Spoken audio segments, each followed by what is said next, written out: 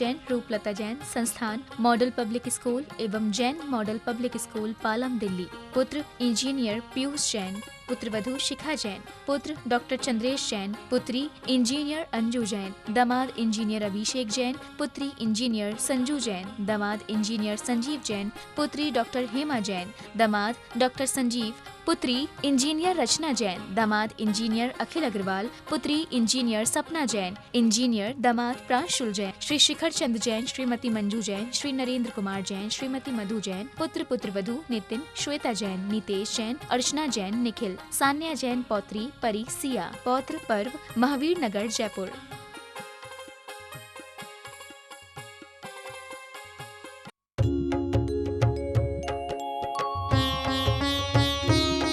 शंका समाधान। जय बोलिए देवादिदेव आदिनाथ भगवान की जय जय।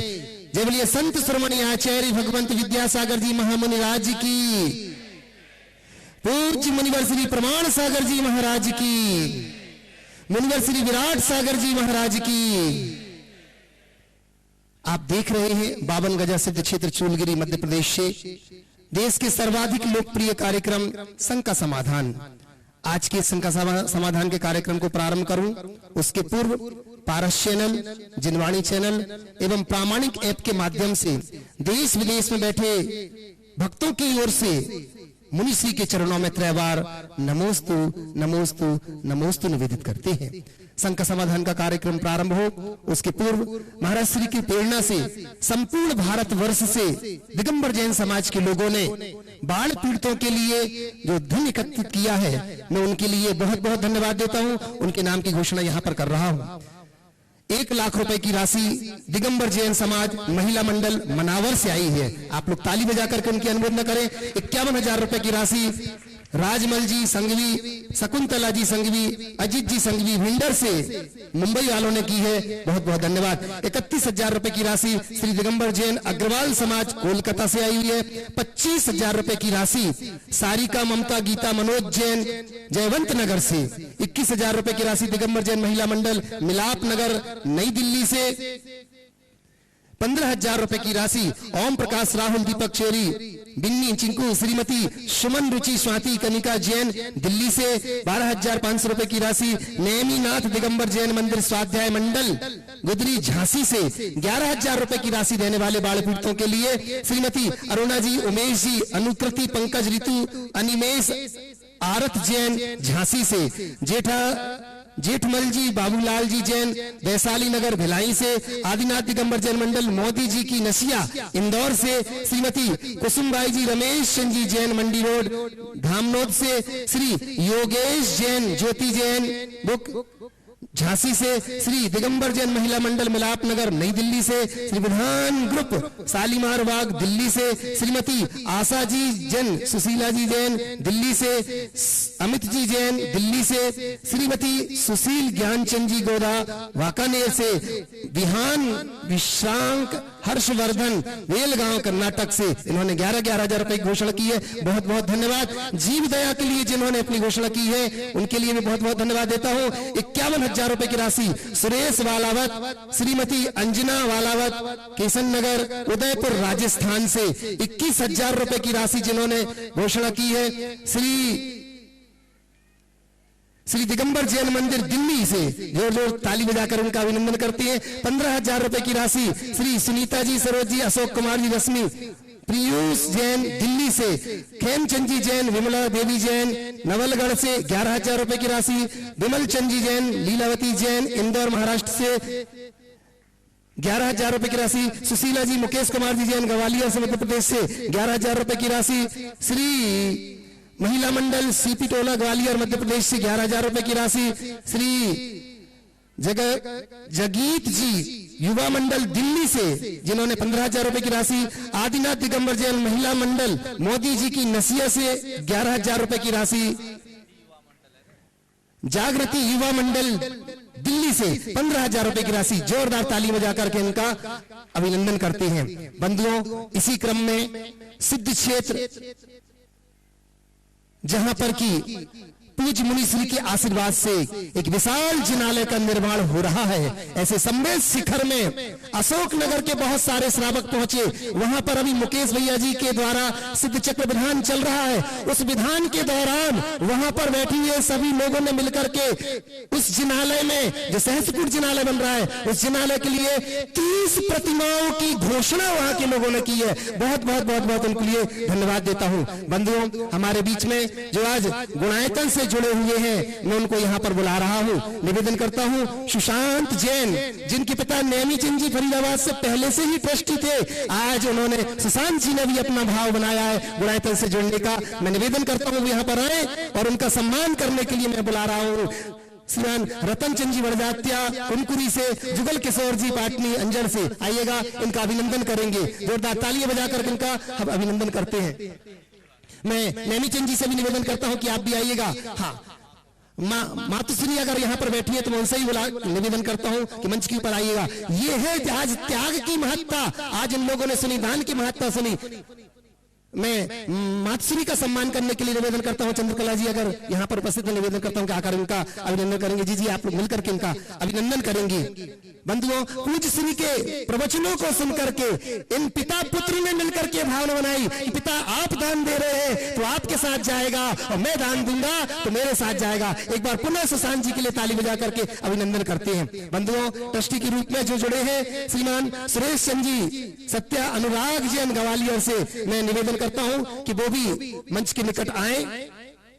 चलिए, एक और ट्रस्टी के रूप में जोड़े हैं मुन्नेश चंद्र अग्रवाल, राजेश चंद्र जी अग्रवाल हमारे बीच में है। मैं उनसे निवेदन करता हूं मंच के निकट आए और उनका अभिनंदन करने के लिए ललतेश जी फिरोजाबाद, विनोद जी दोषी, ललतेश जी जो कि शिरोमणि संरक्षक गुणायतन के हैं, मैं निवेदन करता हूं कि इनका अभिनंदन करेंगे। विनोद जी दोषी जो कि संयोजक चातुर्मास समिति से, अभिनंदन कर रहे हैं इनका, जो कि गुणायतन के ट्रस्टी भी हैं। विनोद जी अभिनंदन करें श्रीमान मुन्नेश चंद जी अग्रवाल, राजेश चंद जी अग्रवाल का।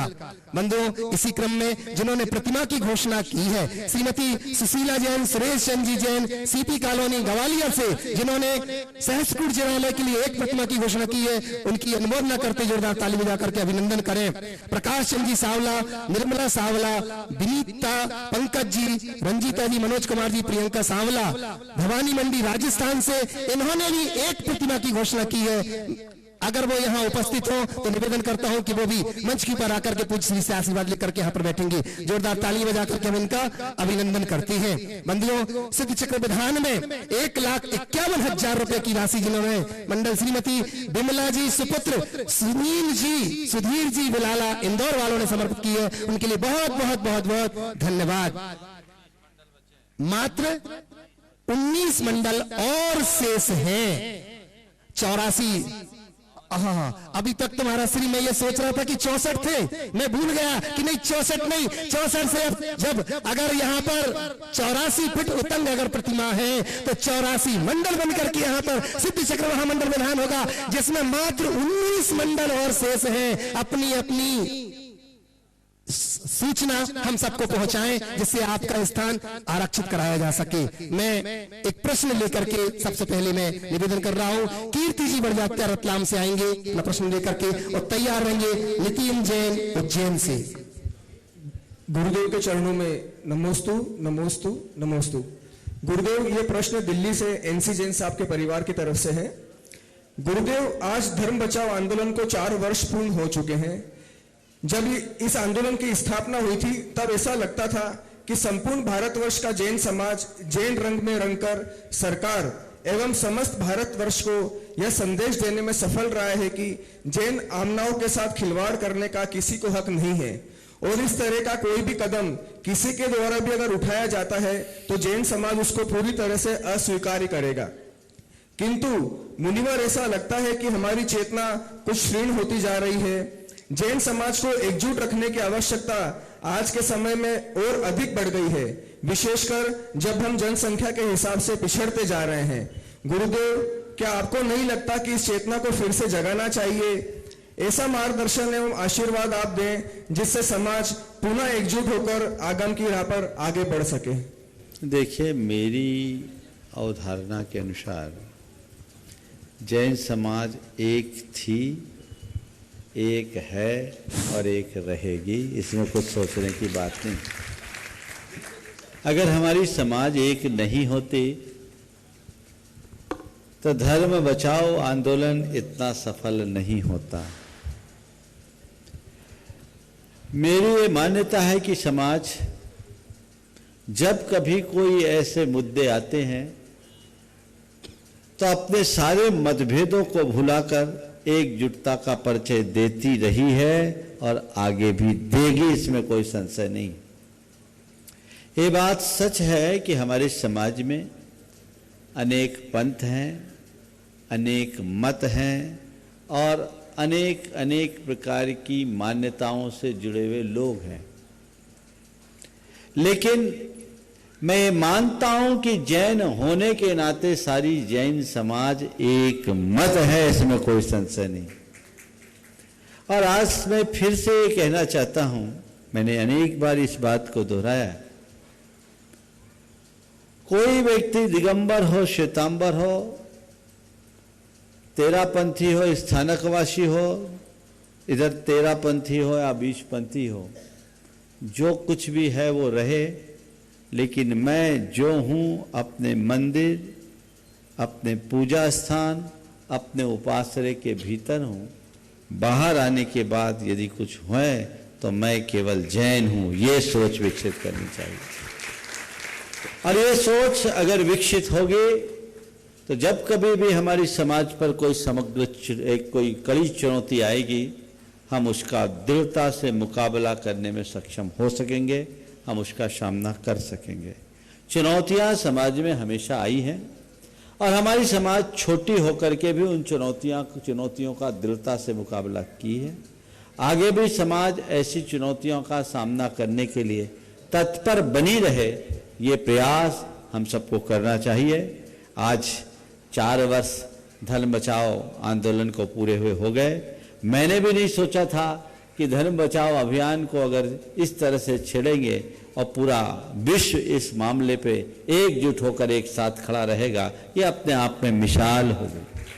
और मुझे पूरी उम्मीद है कि आगे भी जब कभी ऐसी कोई समस्या हमारी समाज के बीच आएगी, समाज एकजुट होगी।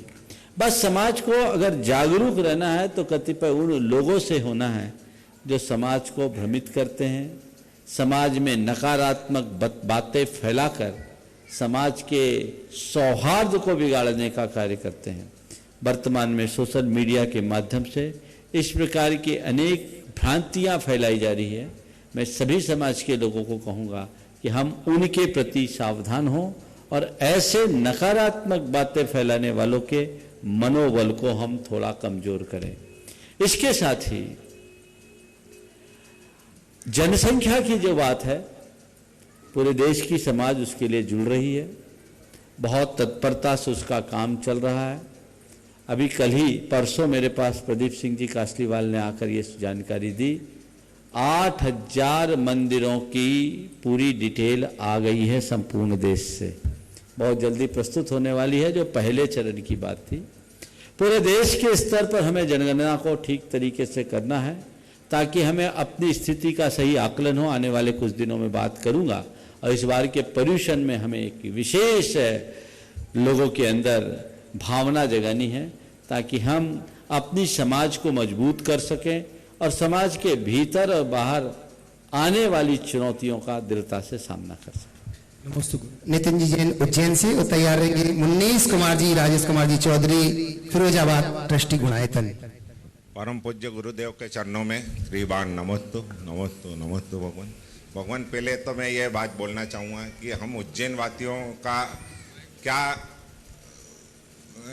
वो है उपचार है कि हम आपके चरण रज पाने के लिए व्याकुल हैं।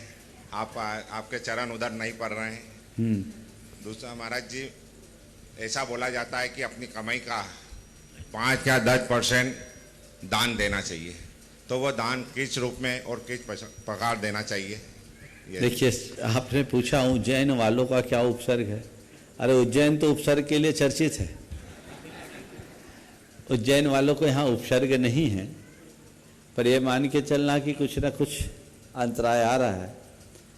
पर मैं ये समझता हूँ ज़्यादा अच्छा मिलने के लिए कभी कभी विलम्ब हो जाता है। समझ गए? हाँ। नमस्ते बाबा। और दूध पीने के लिए तो केवल कुनकुना करके दे दिया जाता है, पर रबड़ी और खोआ खाने के लिए थोड़ी प्रतीक्षा करनी पड़ती है। नमस्ते बाबा। उसको औटाओ, तब रबड़ी मिले, खोआ खाने को मिले तो ज़्यादा आनंद आएगा। आपने दान के संदर्भ में सवाल किया है। आज प्रातःकाल का पूरा प्रवचन इसी संदर्भ में था। मैं चाहूँगा, आज 16 कारण भावना पर अभी प्रवचन चल रहा है और आज उसकी 5वीं भावना, 6वीं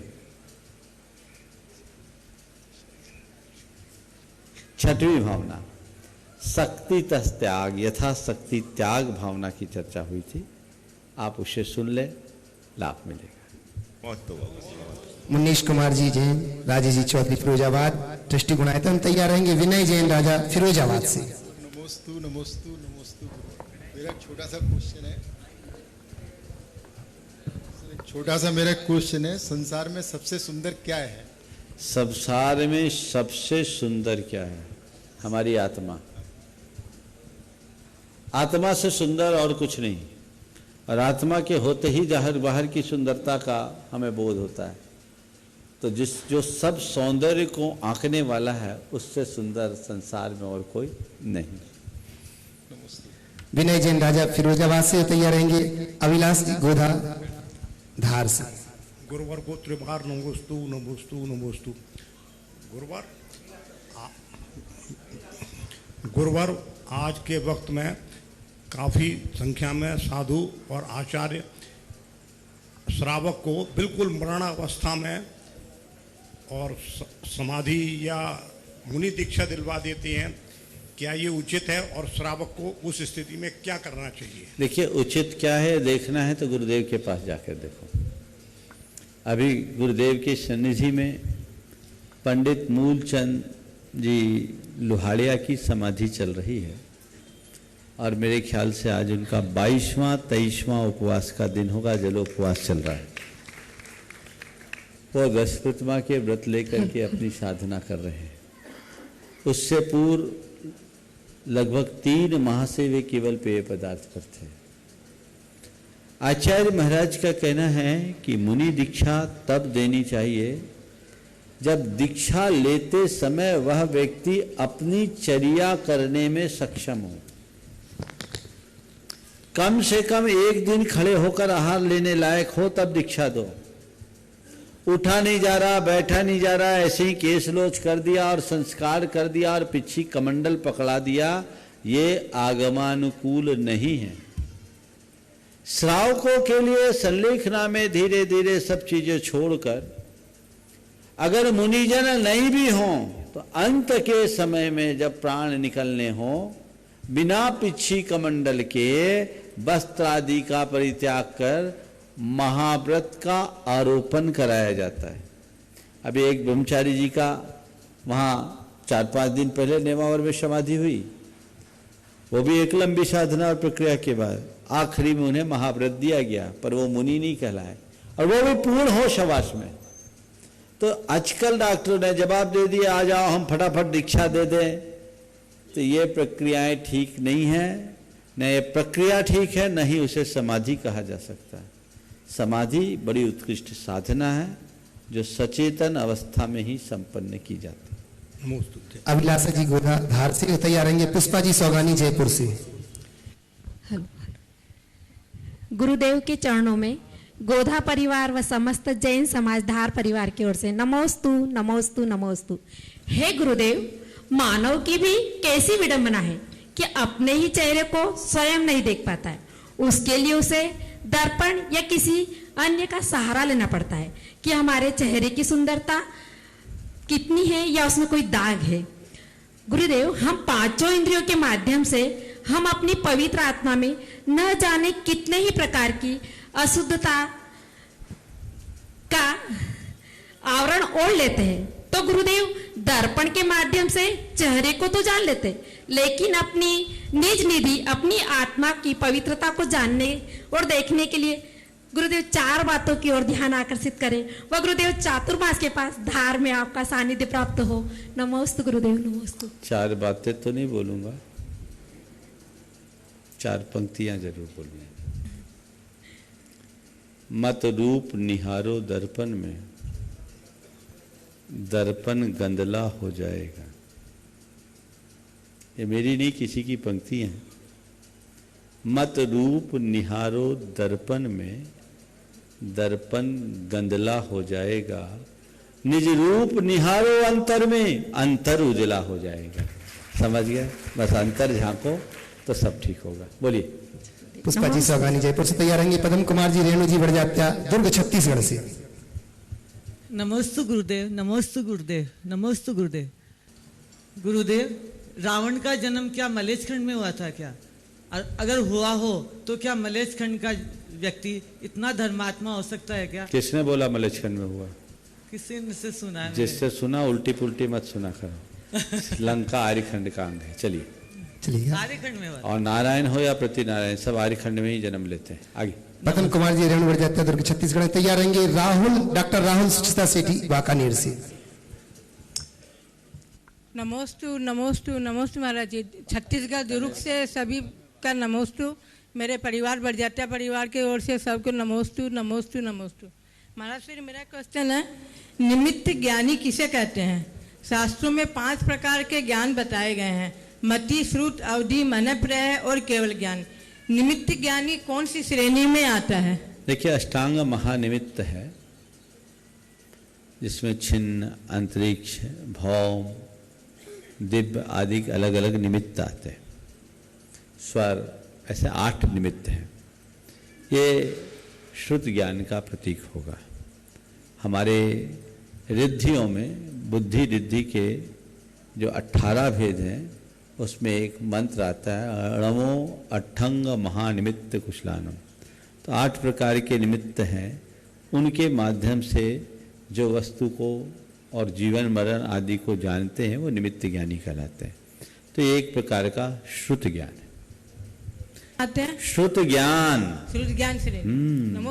डॉक्टर राहुल सुचिता सेठी वाकानेर तैयार रहेंगे। ललतेश जी फिरोजाबाद शिरोमणि संरक्षक गुणायतन। महाराज श्री के चरणों में बारंबार नमोस्तु नमोस्तु नमोस्तु। ऐसा कहा जाता है, जिंदगी में किसी से अपनी तुलना मत करो। जैसे चांद और सूरज की आपस में तुलना नहीं की जा सकती, क्योंकि वह अपने अपने समय पर ही चमकते हैं। पर महाराज श्री, हम अपने बच्चों को पढ़ाते समय या अन्य किसी समय यही कहते हैं कि उसे या फला बच्चे को देखो, और हम उनकी तुलना करने लगते हैं। तो महाराज श्री, बच्चों को किसी भी फील्ड में बिना किसी तुलना के उन्हें मोटिवेट करने के लिए हमें क्या करना चाहिए? बहुत अच्छा सवाल किया है। आजकल लोग खुद की पहचान दूसरों के साथ जोड़ते हैं। हम टारगेट सामने वाले को देखते हैं और अपनी खुशी से अपनी खुशियों को विकसित नहीं करना चाहते हैं, औरों की खुशी से अपनी खुशी की तुलना करना चाहते हैं, अपने सारे जीवन को उस अनुरूप करते हैं। इसमें एक प्रतिस्पर्धा की भावना होती है, जबकि हमें ऐसा करने की जगह ये सोचना चाहिए कि मैं अपने आप में पूर्ण हूँ, मेरे अंदर अनंत क्षमताएं हैं, मुझे अपनी क्षमता को खुद विकसित करना है।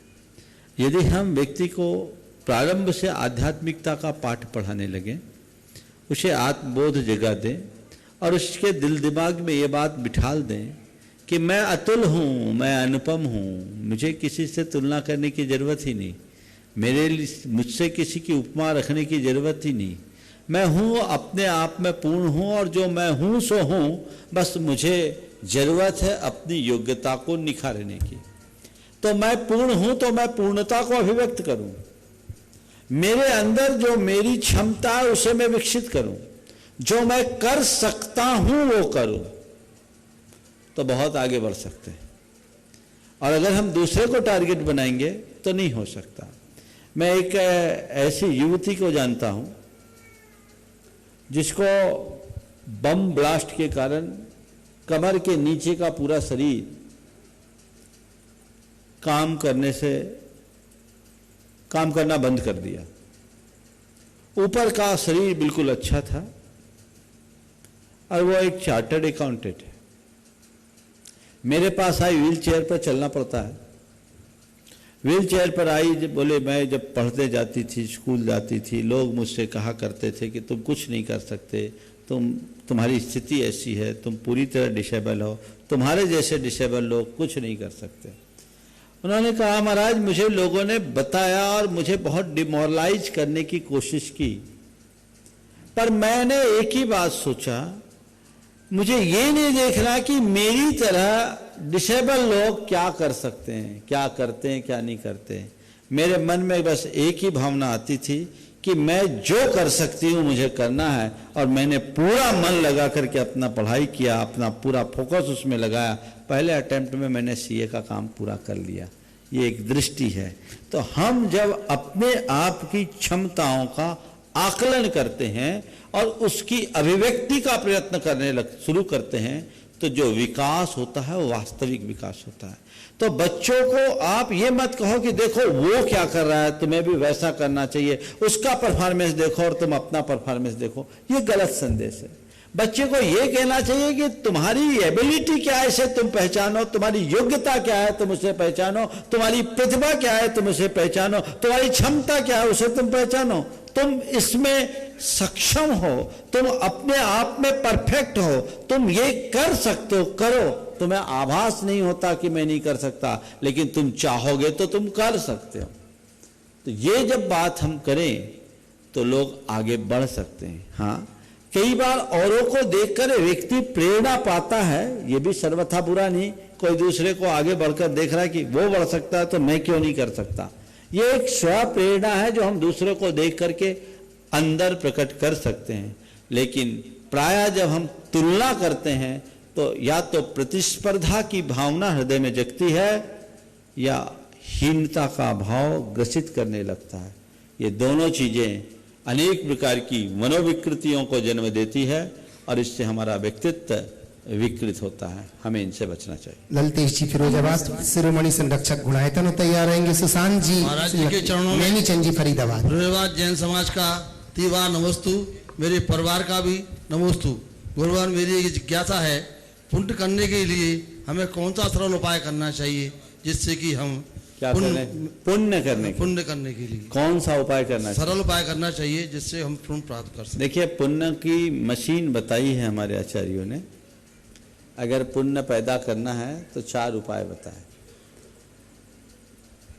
जिनेंद्र भगवान की पूजा करो, सुपात्र को दान दो, व्रतों का पालन करो और शक्ति के अनुसार उपवास करो। दान, पूजा, शील और उपवास, ये 4 ऐसी प्रक्रियाएं हैं जो मनुष्य को सातिशय पुण्य प्रदान करती है। नियमित करो, इसी से जीवन आगे बढ़े। नमस्ते महाराज। सुशांत जी पिता नेमीचंद जी फरीदाबाद से ट्रस्टी गुणायतन, और इसी के साथ तैयार रहेंगे एक साथ हो जाओ खड़े। सुश्री मीनाक्षी जी एडीजे उदयपुर। नमोस्तु महाराज जी, नमोस्तु नमोस्तु नमोस्तु। मीनाक्षी जी से निवेदन करता हूं कि मंच के निकट आ जाएं, ऊपर आ जाएं।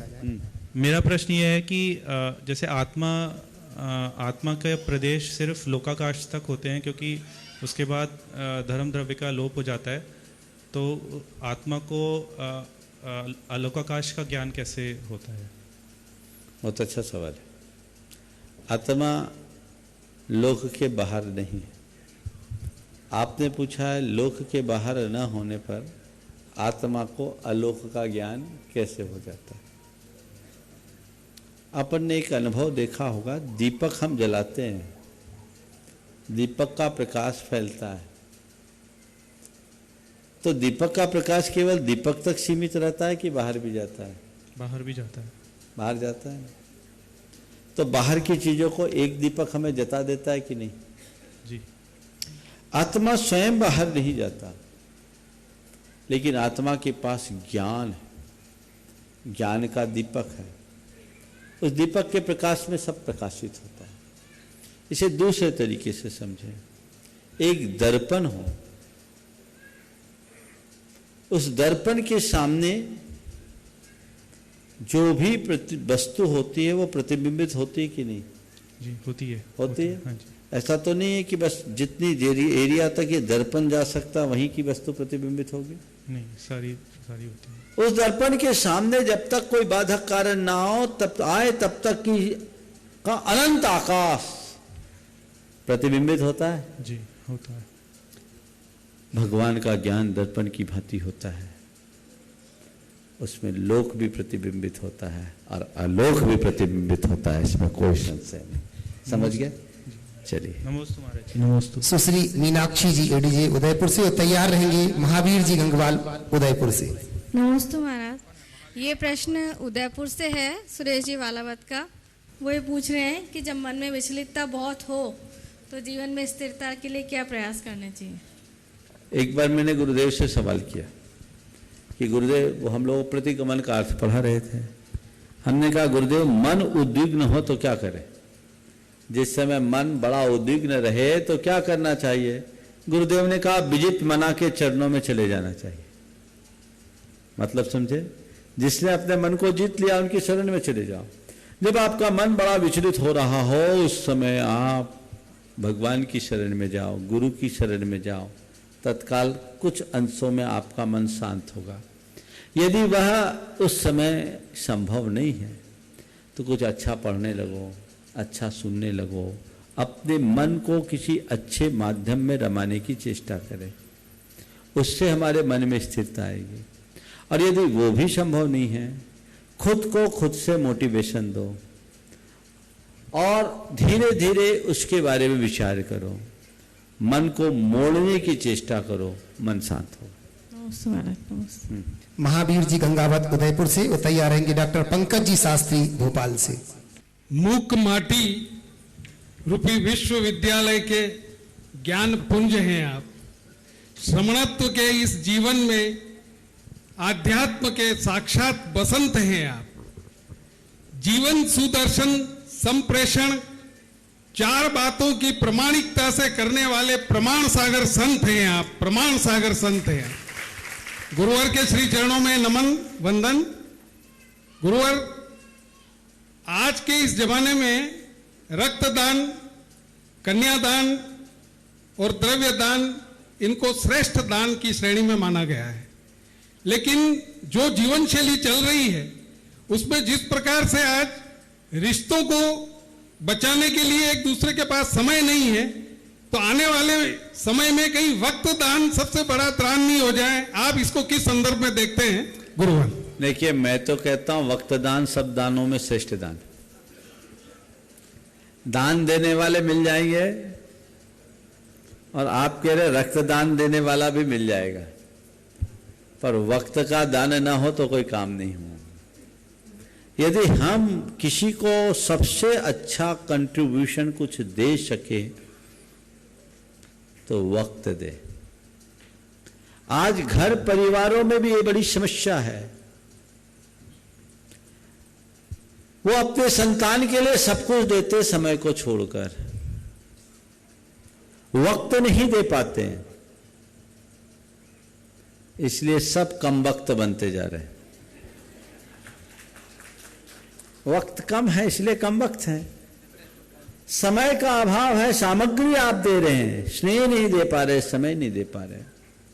मैं तो अक्सर कहता हूं कि आप अपनी संतान के लिए यदि कुछ देना चाहते हैं, निवेश भी करना चाहते हैं, तो सबसे पहले समय का निवेश करें।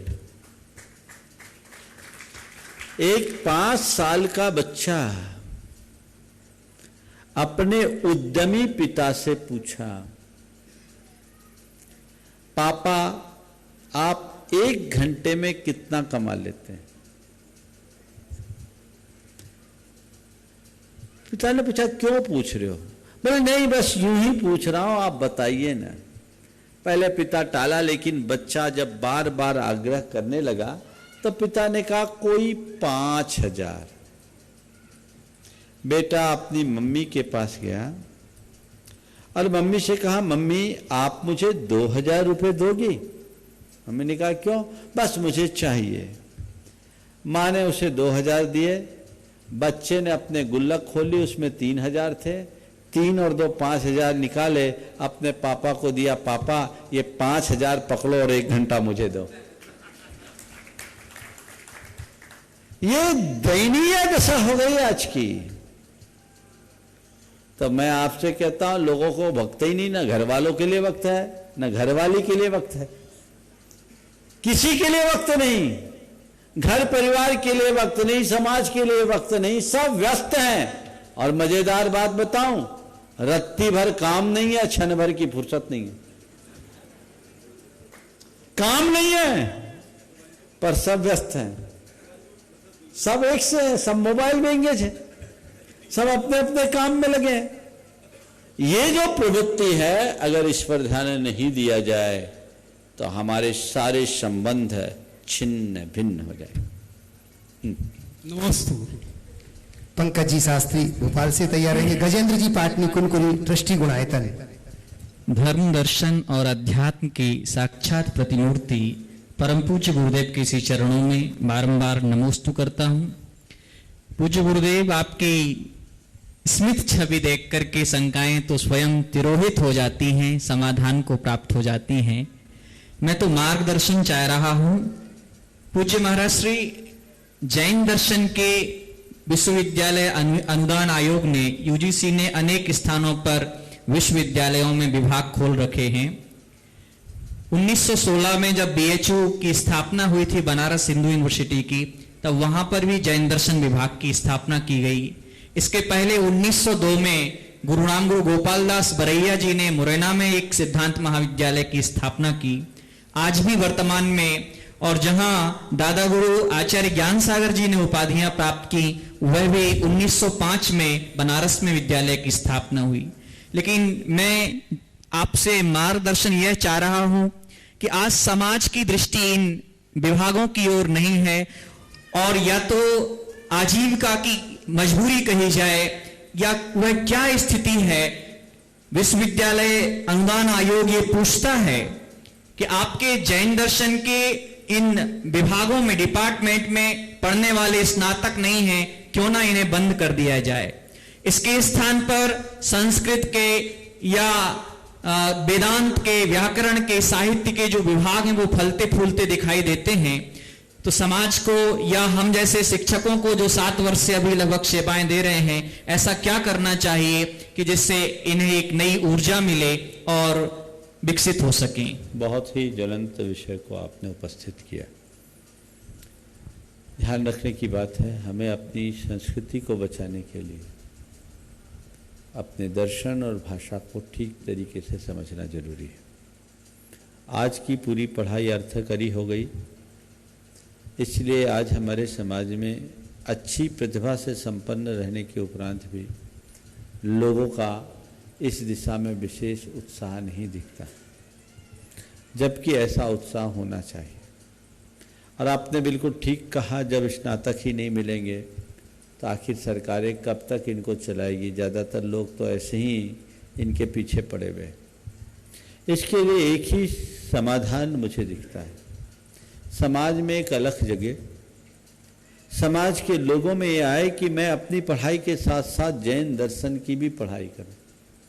पहले डबल एमए, ट्रिपल एमए करते थे, क्यों ना लोग जैन दर्शन में भी एमए करें, नियमित पढ़े। कई जगह से पत्राचार का भी कार्यक्रम है, अन्य जो सुविधाएं होती हैं आपको उसमें दाखिला लेना चाहिए, पढ़ाई करना चाहिए। उससे न केवल आपका ज्ञान बढ़ेगा अपितु आपकी परंपरा भी अविच्छिन्न बनेगी, आपकी पहचान भी सुरक्षित होगी। इसलिए ऐसे महाविद्यालयों में जहाँ इस तरह के चेयर्स हैं, वहाँ आप सबको पढ़ना चाहिए। मैंने सुना है इंदौर में भी जैन दर्शन की प्रपोजल है, वहाँ भी स्टूडेंट नहीं है। तो हमें चाहिए कि आप लोग इसके लिए करें, महिलाएं भी करें, पुरुष भी करें। हमने जिस परंपरा में जन्म लिया, हम जिस संस्कृति में जी रहे हैं, यदि हमारे मन में उसके प्रति इतना भी लगाव नहीं रहा तो हम क्या करेंगे। प्राकृत के प्रति, जैन धर्म के प्रति, जैन दर्शन के प्रति आप सबके हृदय में जुड़ाव होना चाहिए। और भाषा से संस्कृति, हमारी मूल भाषा प्राकृत है, संस्कृत और अपभ्रंश में भी विपुल जैन साहित्य है। अगर आप इन सब के प्रति रुझान रखेंगे तभी अपनी संस्कृति की सेवा कर पाएंगे और सांस्कृतिक पहचान को सुरक्षित रख पाएंगे। इसलिए इस दिशा में लोगों को प्रयासरत रहना चाहिए, समाज में इसका प्रचार प्रसार करना चाहिए।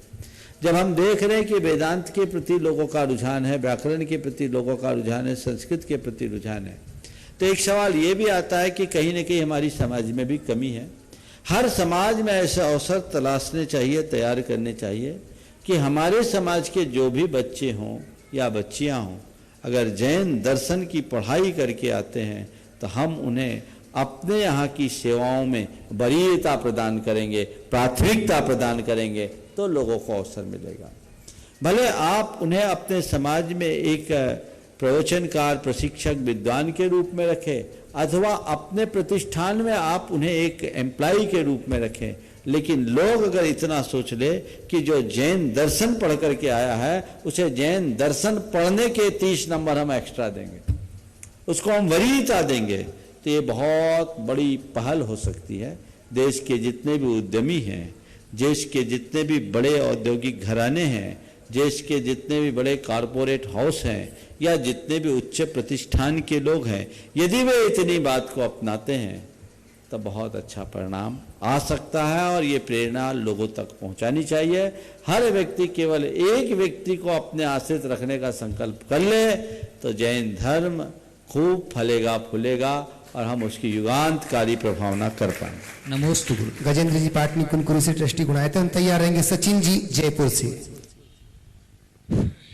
जसपुर कुनकुरी बगीचा एवं सकल जैन समाज की ओर से मुनिश्री के श्री चरणों में बारंबार नमस्तु करते हुए, मुनिश्री अगर कोई परिजन दिल्ली जाकर मृत्यु प्राप्त कर लेता है और वो अगर अपने घर आते तक उसे 2 दिन का समय लगता है उस मृत्यु बॉडी को, उसके घर में अगर कोई श्रावक जो बिना देव दर्शन के भोजन नहीं करता हो तो क्या इन 2 दिनों में वो भोजन करने के लिए देव दर्शन करने जा सकता है क्या?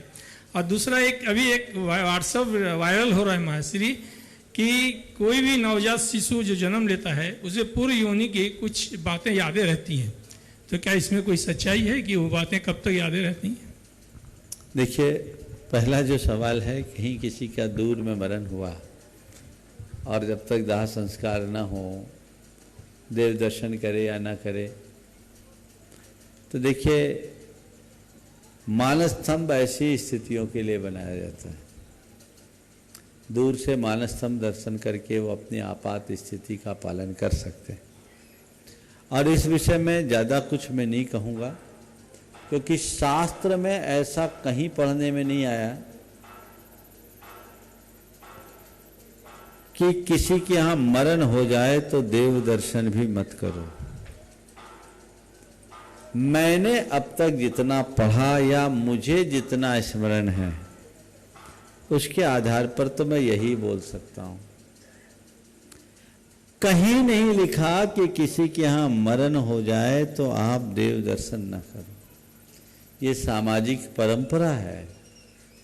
और एक दफे मैंने गुरुदेव से पूछा था तो गुरुदेव ने यही कहा था, सामाजिक रीतियां इसमें मत उलझो, जहाँ जो परंपरा है सो चलने दो।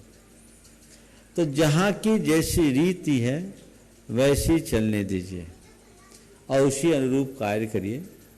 हम जब अजमेर में थे तो सोनी जी का वो जो मंदिर है जिसमें समोसरण बना है, उनकी हवेली के सामने ही था, घर में भी चैत्यालय था। तो मैंने प्रमोद जी सोनी से पूछा, सामने मंदिर और घर में चैत्यालय क्यों? तो उन्होंने जो बात कही आज के संदर्भ में उपयोगी है। उनके यहाँ किसी का मरण हो गया था और उनके ही घर में शायद उनकी दादी जी या और कोई एक महिला जिनका नित्य देव दर्शन का नियम था, और वहाँ 40 दिन तक मंदिर नहीं जाना, ऐसा कुछ चक्कर चलता था, और बिना उसके वो दर्शन नहीं कर सकते, दर्शन के बिना खा नहीं सकते, तो घर में ही चैत्यालय विराजमान कर लिया कि झंझट ही खत्म हो जाए। तो ये चीज़ें हैं, इसमें ज़्यादा खींचतान करने का औचित्य मुझे समझ में नहीं आता। शक्ति और परिस्थिति के अनुरूप काम करना चाहिए। आपने जो दूसरा सवाल किया है कि जन्म के समय बच्चे को अपने पूर्व जन्मों की स्मृति कुछ दिनों तक रहती है, ऐसा मनोवैज्ञानिक कहते हैं, और जैन आगम की दृष्टि से उसमें कुछ गलत भी नहीं है। हो सकता है, इसमें कोई हानि नहीं। वो जब माँ के पेट में रहता है तब भी उसका कहीं न कहीं संवाद जुड़ा रहता है, और जन्म के बाद भी ऐसा हो सकता है, इसमें असंगत नहीं। सचिन जी जयपुर से प्रामाणिक समूह से, और तैयार रहेंगे श्री जी पूना से प्रामाणिक समूह। नमोस्तु गुरुवर, नमोस्तु नमोस्तु नमोस्तु। मेरे परिवार की तरफ से भी नमोस्तु। महाराज श्री, मेरा ये व्यक्तिगत प्रश्न है। मैं कोचिंग क्लास चलाता हूँ, मतलब मेरे खुद के कोर्सेज चलते हैं फाइनेंस एंड टेक्नोलॉजी में, और उन कोर्सेज़ के लिए मैं काउंसलिंग भी करता हूँ। तो काउंसलिंग मैं करीब 1.5 से 2 घंटे में बच्चे को देता हूँ, एक बच्चे को एडमिशन लेने से पहले। अब कई बार ऐसे बच्चे आते हैं जिनका बैकग्राउंड नहीं है, जिन्होंने मैथ्स नहीं पढ़ी, उनका थोड़ा सा कम रहा है, बट वो आज कोर्स की ब्रांड वैल्यू की वजह से मेरे पास आते हैं। अब मैं उनको जब मना करता हूँ तो उनके मन में ऐसे लगता है जैसे आप उनको डिमोटिवेट कर रहे हो कि आप ये कोर्स नहीं कर सकते। हालांकि उसमें नुकसान मेरा होता है क्योंकि मेरे को फीस नहीं मिलेगी, लेकिन बच्चों के मन में ऐसा आता है कि सर ये तो आप डिमोटिवेट कर रहे हो। होता है ऐसा 100 में से 3-4 बच्चों के साथ है, लेकिन ऐसा अक्सर मैंने देखा है कि उनको उनकी प्रतिक्रिया ऐसे लगती है जैसे मेरे को तो डिमोटिवेट कर दिया। महाराज श्री, अब जिस व्यक्ति में काबिलियत नहीं है उसको ये बता देना कि उसमें ये कोर्स करने की काबिलियत नहीं है, इसकी जगह वो कोई दूसरा कोर्स करे अच्छा है, या उसको कैसे करें कि उसको बुरा भी नहीं लगे और उसको एक सही मार्ग दे सकें? तुम जैसे प्रतिभावान युवक के लिए तो मैं ये सलाह दूंगा कि जिसमें काबिलियत नहीं है उसकी काबिलियत जगा देना ही तुम्हारी काबिलियत है। उसके लिए थोड़ा मेहनत करो, उसे एक चैलेंज के रूप में लो, और उसे एक बात बताओ कि देखो तुम्हारा बैकग्राउंड दूसरा है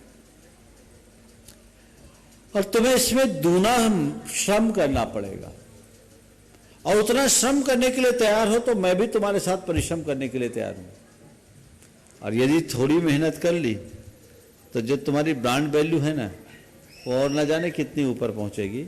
कि बैकग्राउंड वाले छठे छठाए स्कैन किए हुए लोगों को तो लाते ही हैं, पर जिनमें उतनी योग्यता नहीं है उसकी योग्यता को उभार देने की क्षमता भी तुम्हारे पास है। ये रास्ता सकारात्मक पहलू तो ये है, इसमें चुनौतियों का सामना है, लेकिन मैं मानता हूं कि आज के इस प्रोफेशनल दौर में कौन पड़े इतने झंझट में।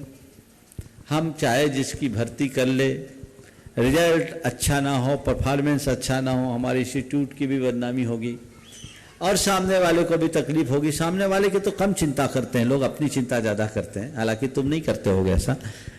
लेकिन ये जो चीज़ें हैं ठीक है, पर हमें एक बात ध्यान रखना चाहिए कि अपवाद सब जगह रहता है।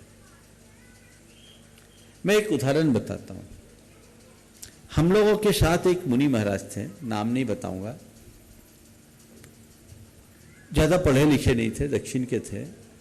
उन्हें कायोत्सव करने में भी झपकी आती थी। जब आचार्य गुरुदेव हम लोग व्याकरण पढ़ाते थे और वो व्याकरण पढ़ने में बड़ी धुन लगा के रखते थे, हम लोग और हमारे कुछ साथी उन पर हंसते थे, ये क्या पढ़ेगा, कुछ आता ही नहीं, और व्याकरण पढ़ना यानी लोहे का चना जमाना। लेकिन उन्हें ठान लिया, और आप सब सुनकर के ताज्जुब करोगे, जिन महाराज को कुछ नहीं आता था वो व्याकरण में इतने निपुण और निष्णात हो गए कि जैनेन्द्र महावृत्ति का अनुवाद कर दिया, उसकी टीका रच दी। ये योग्यता है, लगन निष्ठा जगा दो। आचार्य महाराज कहते थे देखो, किसी की योग्यता को चुनौती नहीं देना चाहिए, व्यक्ति के अंदर लगन हो तो असंभव भी संभव हो सकता। समझिए? मैं पूछ लूं महाराज? हाँ बोलो बोलो। महाराज जी, जैसे मैं एक एग्जाम्पल लेता हूँ स्पेसिफिकली, क्योंकि ये मेरे साथ बहुत दिक्कत चल रही है काफी दिनों से। महाराज जी, मेरे जो एग्जामिनेशन फीस है, फॉर एग्जांपल एक यूएसए का कोर्स है CFA और FRM, नाउ उनकी फीस जो है वो करीब 1 लाख रुपए है। व्यक्ति हिंदी मीडियम से है, उसने गणित भी नहीं पढ़ी, FRM में मैथ्स चाहिए होती है, CFA के अंदर इंग्लिश मीडियम चाहिए, वरना वो लेवल 1 कर लेगा, लेवल 2 या 3 नहीं कर सकता। अब ऐसी समस्या में आज वो कमा रहा है 15,000 रुपये, मैंने उसकी नौकरी लग गई, उसको लगता है मैं कहीं से लोन लेके और अब एग्जाम दे लूँ। मुझे मालूम है उसके अंदर अब आज पॉसिबल ही नहीं है उसको करना। उसको खूब समझाता हूँ कि अब दूसरे चीज़ें कर लें बट ये नहीं करें, मगर उसको क्योंकि उस सब्जेक्ट की ब्रांड वैल्यू की वैल्यू लगती है तो वो वही करना चाहता है। और अगर मैं मना करता हूँ तो दूसरा इंस्टीट्यूट देता है, मेरे तो 30,000 रुपये मिलेंगे कोचिंग के, उसके 1.5 लाख रुपए लग जाएंगे। मैं कैसे उसके 1.5 लाख रुपए लगवा दूं जब मालूम है फेल होगा? बिल्कुल सही, इस तरह की सलाह देना गलत नहीं, लेकिन हमें इसके दूसरे पहलू को भी देखना चाहिए, जिसमें केवल इंग्लिश मीडियम होना जरूरी है। 2 महीने मेहनत करके आदमी इंग्लिश में बहुत अच्छी निपुणता ला सकता है, कोई बड़ी बात नहीं है कि अंग्रेजी सीखना कठिन है। उसके लिए हमें चाहिए कि उसे इस बात का एहसास करे कि ये तुम्हारे लिए थोड़ा महंगा सौदा है, उसके लिए तुम अपने आप को प्रिपेयर करो तो काम हो सकता है। नमस्ते। श्री जी पूना से प्रामाणिक समूह से तैयार रहेंगे। अंकित जी आगरा। राजेश जी पूना दोनों तैयार रहेंगे। नमस्ते महाराज जी, ये प्रश्न मेरे मित्र का है, चंद्रकांत भैया का। वो सांगली से ही हैं जहाँ पर आसपास काफ़ी बाढ़ आई है। तो कह रहे हैं कि जो इतने लोगों को तबाही मची है, धन की नुकसान और कितना नुकसान हुआ है, तो ऐसा कैसा हुआ कि सब लोगों का एक साथ कर्म का उदय आ गया, या कैसे कार्मिक व्यवस्था आज से से कैसे कुछ दिन समझेंगे? पहले सवाल आया है, मैंने काफ़ी विस्तार से कहा, संक्षेप में कहूँगा, ये सामूहिक पाप का उदय। ठीक है महाराज। अंकित जी आगरा और तैयार रहेंगे राजेश जी पूना। नमोस्तु महाराज श्री, अभी विगत 2-3 दिन पहले आपने बेंगलोर की घटना पे एक अपना उद्बोधन दिया था। जैसे संस्कार और स्वाभिमान की लड़ाई में एक पिता ने अपनी जिंदगी गंवा दी, उसी से जुड़ा हुआ काफ़ी माता पिताओं के प्रश्न हमें वेबसाइट और व्हाट्सएप के माध्यम से प्राप्त हो रहे हैं। उसमें कुछ पेरेंट्स की ये जिज्ञासा है कि ये घटना तो घट गई, लेकिन बहुत से पेरेंट्स ऐसे हैं जिनके बच्चों के संग भी ऐसी चीज़ है कि वो किसी के साथ रिलेशन में है, कुछ ने अपने पेरेंट्स को बता रखा है, कुछ ने नहीं बता रखा। तो ऐसे पेरेंट्स अब क्या करें कि उनके साथ ऐसी घटना ना घटे? देखिए, इसका एक सरल उपाय तो मैं ये जानता कि हमें बच्चों के साथ वर्कशॉप करना चाहिए, पेरेंट्स के साथ भी वर्कशॉप करना चाहिए, और बच्चों और उनके अभिभावकों के मध्य जो बन रही दूरियां हैं उसको समाप्त करना चाहिए। साथ ही जो मर्यादाओं का उल्लंघन है उसके प्रति हमें सावधान और सचेत करना चाहिए। यदि ऐसी स्थिति में हम सफल हो जाते हैं तो ये सारी स्थितियां ठीक हो जाएगी।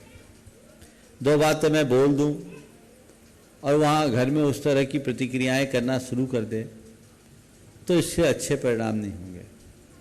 3 दिन पहले मैंने कहा था, प्रारंभ से बच्चों के प्रति, संस्कारों के प्रति हमें जागरूकता रखनी होगी और खुद को भी उसमें ढालना होगा। अब जिनकी स्थिति बिगड़ गई है उनको बहुत ही मनोवैज्ञानिक तरीके से ट्रीट करने की ज़रूरत है, ताकि बच्चे न केवल अपनी गलतियों का एहसास करें अपितु उनको अपनी गलतियों से मुक्त होने की भावना भी जगे और वो उससे दूर हट सके। तो इसके लिए कुछ अच्छे वर्कशॉप्स किए जा सकते हैं, आध्यात्मिक मार्गदर्शन दिया जा सकता है, उन्हें उनके जीवन की अहमियत का बोध कराया जा सकता है, उसके अनुसार रास्ता दिखाया जा सकता है। राजेश जी पूना से तैयार रहेंगे सुनील जी बिलाला, प्रांतीय अध्यक्ष गुणायतन मालवा क्षेत्र से, पूरे परिवार के साथ। नमस्ते गुरुदेव। गुरुदेव, इस समय ऑटोमोबाइल क्षेत्र मंदी के दौर से गुजर रहा है। इस समय ऑटोमोबाइल क्षेत्र मंदी के दौर से गुजर रहा है, लगभग 30% की गिरावट देखने में आ रही है। ऐसे में अक्सर सभी कंपनियां अपने यहाँ पर कर्मचारियों की छटनी करती है, जिसमें कुछ स्थायी भी होते हैं और अस्थायी भी होते हैं। हम जैसे कई अधिकारियों को अपने क्षेत्र में काम करने वाले ऐसे लोगों को चिन्हित करना होता है, साथ ही जो ज़्यादा हैं या जिनकी परफॉर्मेंस निचले स्तर की है। सो गुरुदेव, मेरा प्रश्न ये है कि ऐसे में हम उन लोगों की जब छटनी होती है, उनको परेशानी में डालने के, उनके रोजी रोटी छीनने के पाप के भागी होते हैं, और क्या सावधानियां कॉरपोरेट हाउसेस और कंपनियों को इस छटनी की प्रक्रिया में बरतनी चाहिए? देखिए, ये सवाल बड़ा टेढ़ा है। टेढ़ा इसलिए कि जिस कंपनी में आप काम करते हो वो व्यापार का है, वो व्यापार करती है, और जिनकी आप चिंता कर रहे हैं वो परिवार चला रहे हैं। व्यापार और परिवार दोनों अलग अलग सोच से चलते हैं। व्यापार को चलाने के लिए बुद्धि का इस्तेमाल करना पड़ता है, भावनाओं का नहीं। तो जो भी व्यापारी होता है वो अपने लाभ के लिए काम करता है, और वो देखता है कि हमारी कंपनी अगर आगे ग्रोथ नहीं कर रही है तो हमें उसे रोकना है, नहीं तो हमारा भट्टा बैठ जाएगा, और उसमें उसको बुद्धि से ही काम लेना होगा। अगर ये सोचने लगे कि इससे छटनी से बहुतों का हित हो जाएगा, मुझे पाप बंधेगा, तो उसका धंधा 4 दिन में चौपट होने वाला है तो 2 दिन में हो जाएगा। वो नहीं कर पाएगा, तो बुद्धि से ही करेगा। लेकिन जब हम परिवार को देखते हैं तो उससे हमारी मानवीय भावना जुड़ती है कि इसका इम्पैक्ट क्या होगा। इसका एक बढ़िया सॉल्यूशन मैं देता हूं। उसके लिए ऐसी कंपनियों को अपने सारे स्टाफ को बुलाना चाहिए, उनके बीच मीटिंग करनी चाहिए, और सबके बीच एक प्रस्ताव रखना चाहिए अच्छे मोटिवेशन के साथ। हमारी कंपनी का 30% बिजनेस रुका है, 30% प्रॉफिट घटी है, हम सब क्यों ना अपना 30% सैलरी कम कर दें, सबका पेट भरेगा, किसी को कोई दिक्कत ना हो।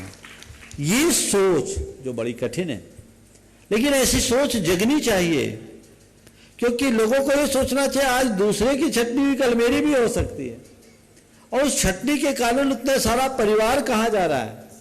पर यह तब संभव है जब लोगों की भावनाएं प्रबल हो, मानवीयता से जुड़कर, और बड़ा उत्सर्ग करने के लिए तैयार हो। ये सबसे अच्छा रास्ता मुझे दिखता है। नमस्कार। सुनील जी बिलाला, प्रांतीय अध्यक्ष गुणायतन मालवा क्षेत्र, ट्रस्टी गुणायतन। आराध्या और राजरानी जी बिलाला के साथ तैयार रहेंगी प्रतिभा जी पाटनी अहमदनगर से। नमोस्तु महाराज जी, नमोस्तु नमोस्तु। लड़कियां लोग कलश क्यों नहीं कर पाती? लड़कियां लोग कलश क्यों नहीं कर पाती? सब कलश करेंगे तो देखेगा कौन? चलो। हाँ। नमस्ते महाराज जी। हाँ। वर्तमान काल में आदमी जिंदा खड़ा है, वो स्वस्थ है, ये एक आश्चर्य है। आदमी की नेचुरल डेथ खत्म हो गई है। इससे अछूते हमारे महाराज जी माता जी भी हैं। अभी एक माता जी का अचानक देहावसान हो गया। तो महाराज जी मेरी जिज्ञासा ये है कि ये मतलब काल का प्रभाव है या अपने कर्मों का ही फल होता है? देखिए, आयु जीतती है, व्यक्ति जीता है। काल का प्रभाव अपनी जगह है, कर्मों का फल है। पर मैं ये देखता हूँ आज के समय में अकाल मृत्यु ज़्यादा नहीं है। अकाल मृत्यु तो पहले थी। हमारी जो मृत्यु दर है आंकड़े के हिसाब से देखें तो पहले से कम हुई, और हमारी एज जो है एवरेज एज पहले से बढ़ गई। लोगों के अंदर हेल्थ कॉन्शियस आई है, इसलिए आज लोग लंबी जिंदगी जी रहे हैं। इस प्रकार की घटनाएं अपवाद स्वरूप घटते रहती है। सवाल एक कोई पूछना है। ओ हाँ, इधर दो। नमोस्तु नमोस्तु महाराज जी। हाँ। मेरा ये प्रश्न है कि जिनवाणी में यह कथन आता है कि मनुष्य जन्म दुर्लभ है, परंतु आज हम वास्तव में यह देख रहे हैं कि पिछले 100 सालों में मनुष्य की संख्या आपका आशय में समझ गया। मनुष्य जन्म दुर्लभ है तो इतनी जनसंख्या क्यों बढ़ रही है? किसने कहा मनुष्य जन्म दुर्लभ है? मनुष्य होना दुर्लभ नहीं है, मनुष्यता पाना दुर्लभ है। समझ गए? चलिए। श्रीमान संजीव जी एवं राजीव जी जैन, स्वर्गीय रविंद्र कुमार जी जैन, गुच्छा खेड़ी मेरठ से, इन्होंने गुणायतन में एक प्रतिमा की घोषणा की है। आपसे आशीर्वाद चाह रहे हैं, जोरदार ताली बजा करके उनका अभिनंदन करते हैं। ब्रह्मचारी सेन हुए इसलिए निवेदन करते हैं प्रश्न के लिए शीघ्रता से। के बाद और भी अगर किसी की भावना हो तो वो प्रतिमा के लिए अपनी भावना बना। बहुत थोड़ी सी प्रतिमाएं शेष है। नमोस्तु महाराज जी। महाराज जी, जीव द्रव्य, जीव तत्व और जीव पदार्थ, इनमें क्या अंतर है? जीव द्रव्य, जीव तत्व, जीव पदार्थ। जीव द्रव्य द्रव्य की अपेक्षा है, जीवास्तिकाय क्षेत्र की अपेक्षा है, जीव पदार्थ काल की अपेक्षा है, और जीव तत्व भाव की अपेक्षा है। ऐसा समझना चाहिए। इस प्रकार आज के इस सत्र को परम पूज्य गुरुदेव के चरणों में नमन अर्पित करते हुए यहीं पर विराम। बोलिए परम पूज्य आचार्य गुरुवर श्री विद्यासागर जी महाराज।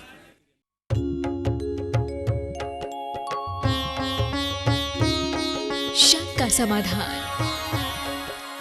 इस कार्यक्रम के पुण्यार्चक थे रमेश चंद्र जैन, रूपलता जैन, संस्थान मॉडल पब्लिक स्कूल एवं Jain model public school Palam Delhi. पुत्र इंजीनियर पीयूष जैन, पुत्र वधू शिखा जैन, पुत्र डॉक्टर चंद्रेश जैन, पुत्री इंजीनियर अंजू जैन, दामाद इंजीनियर अभिषेक जैन, पुत्री इंजीनियर संजू जैन, दामाद इंजीनियर संजीव जैन, पुत्री डॉक्टर हेमा जैन, दामाद डॉक्टर संजीव, पुत्री इंजीनियर रचना जैन, दामाद इंजीनियर अखिल अग्रवाल, पुत्री इंजीनियर सपना जैन, इंजीनियर दामाद प्रांशुल जैन, श्री शिखर चंद जैन, श्रीमती मंजू जैन, श्री नरेंद्र कुमार जैन, श्रीमती मधु जैन, पुत्र पुत्रवधू नितिन, श्वेता जैन, नितेश जैन, अर्चना जैन, निखिल, सान्या जैन, पौत्री परी सिया, पौत्र पर्व महावीर नगर जयपुर।